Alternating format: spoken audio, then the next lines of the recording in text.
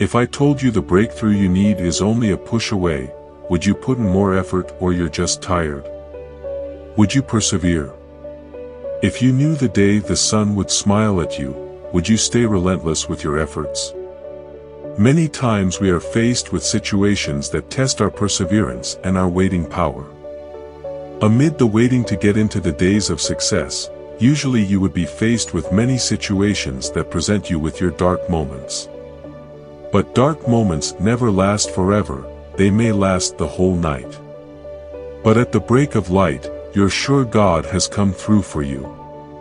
Life sometimes presents itself as a conundrum to humanity, causing confusion, agitation, impatience, and extreme despair. It is truly not a bed of roses. A lot of people have found themselves in this web of cluelessness, living life by the minutes, just for survival, and never amount to anything significant all through their period of existence on the earth. On the other hand, several other people have found a way to evade the nets of confusion, going on to find relevance, a just cause to live for, and finding their way to properly execute the purpose that they have found to live their lives for. One of the several things that underlie both groups of people is effort. Efforts need to constantly be put into making life suitable. The culmination of several little efforts we put into our everyday life is responsible for the kind of life we live. Looking back on life, every human will realize they are products of not just their decisions, but also the efforts they have put into the opportunities they had at different times. What the summation of your efforts is while you are in your difficult moments will matter a lot when you begin to consider the end of who you have become. Apostle Paul points this truth to the church at Galatians when he wrote to them saying, "Let us not become weary in doing good, for at the proper time we will reap a harvest if we do not give up." Galatians chapter 6 verse 9. It was an encouragement from the clergy to his followers, and again, his emphasis was hinged around constantly and consistently putting in efforts to achieve a certain goal. It does not matter how long the persecutions come or how fierce they are. It does not matter how unrealistic the faith journey is or how unreal the blessings of God seem to be to you. You just must not give up in the face of adversity. You must not relent in being consistent with the good work that your hands have found to do. When you get broken, despaired, dejected, demoralized, crushed, demoralized, overwhelmed, defeated, or you can't even find the right word to describe your predicament, be sure of one truth: all these things happen just so you can come into your days of good. The days when the land will flow with milk and honey. Every time you come into a season of darkness, it is only a pointer to the arrival of light. At the point darkness takes over everything within your life. It does not just portray dominance, it provides a platform for the Lord to shine His light, for light shines brighter in darkness. Every time you feel down, lost, and broken, a breakthrough is just around the corner, so don't give up. Learn and know for sure that your stance when you come to the point where your adversities seem to be overwhelming should never be to worry about what the future holds for you. In place of that, you should learn to stay consistent in exerting efforts that will bring your dream to manifestation. Worrying, that innate feeling of anxiousness towards existing or potential trouble, has never had a good effect on any man, yet no man has lived a life free of it. Many have learned to face life with their free of worries, but many more still fall prey to the dismantling ability of this feeling in man. You decide what the effect of worrying will be. Will you be subject to its destructive ability, or will you stand strong in the might of your God, believing in Him and trusting every word He has declared to be too true to fail? Hannah was a woman subject to like passion as you are. She was the first wife of Elkanah, yet the second wife married into the family after she already has children. It has taken too long, and she was getting worried. It would have been a better tale to tell if Peninnah, wife to her husband, was not incessantly trolling her with the stigma of her childlessness. Elkanah loved Hannah no doubt, but Peninnah would not allow her to have peace of mind. Year in, year out, Hannah would leave the family table at the yearly retreat in Shiloh to seek God's face on this issue. It was becoming too much of an embarrassment, and she had every reason to worry herself out of life. But she constantly offered prayers to God at Shiloh every year. The large piece of meat she was served by her loving husband was not enough reason to forget her challenge with childbirth. She sought after God till one year she caught the attention of Eli, the priest, and he declared her need settled. What men did not understand about Hannah's story was that her delay was going to be a response to the anguish of Israel in the future. It does not matter how long it takes before God shows up in your situation. Do not worry, do not lose hope in Him. He is more than able to bring all of these expectations to reality.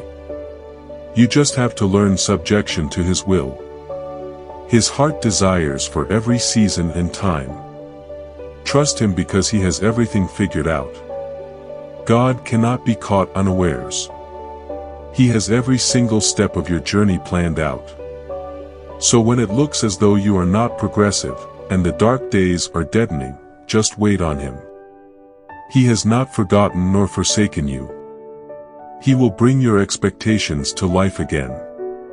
The disciples learned to trust in the abilities of God and worry less as they also coursed the earth with Jesus.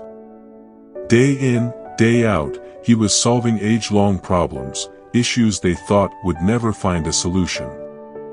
He was causing men and women, young and old alike, to smile and have a reason to live again. On one of such occasions, Jesus had taught the people in a desert land, and He did not want the people leaving without having something to eat. It became a subject of worry to His disciples, as they had no idea where to get food, enough to feed over 5,000 individuals. They went to Jesus, worry written all over their faces. You could tell something was wrong. They only tried keeping their composure while out in the middle of the crowd. There was no place to get food for these people in this desert place. One of them said, "Let us send these people away, the earlier the better." To that Jesus responded, "What do we have? 5 loaves of bread and 2 fishes, young lads' lunch was all they could afford to present to Him out of their worries." Seeing Jesus' face unflinching made them curious. Does He not understand that there is no way out of this challenge? We can't possibly get food for them out here. Let them go. What the disciples failed to understand is that God always has the future planned out. The present is only the future that you have caught up with in time, and you will see the manifestation of the plan if you can learn to trust God and depend on Him alone. You cannot trust God and be brought to shame. It is not an attribute that can be found in Him in the same vein should not be found in you. You see, when it seemed to the disciples that the end was just here and they could not find a solution to the problem that lay ahead of them, they did not realize that a breakthrough was just ahead of them. If Jesus had given up like one of the disciples did, then the miracle that we speak so much of would probably never have happened. Whatever you find yourself doing, whatever you find yourself going through, understand that it is only a process in the journey. There is no journey without a destination, and no destination without a journey or process. You always have to endure some demanding processes at different points. The light never really comes nor get appreciated, except there has been an experience of darkness. Different phases of your journey in life will require different efforts. So, no matter how difficult things may get, don't give up, keep pushing. You may never make it out of the dark if you relent. The process may be rough, but never give up, not even after the goal is achieved.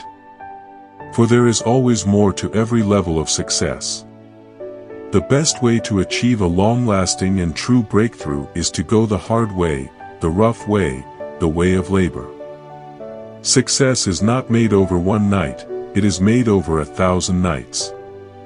It means that you probably have to keep doing the same thing over a long time, but you must never lose focus, nor should you lose resilience, because tough days will come, or else you just may never experience a breakthrough.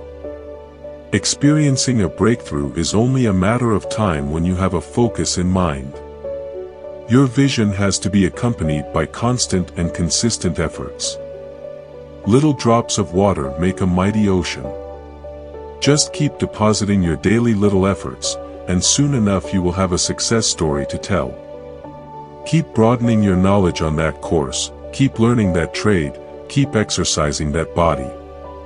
Soon enough, you will look back and have reasons to be grateful for how far you have come.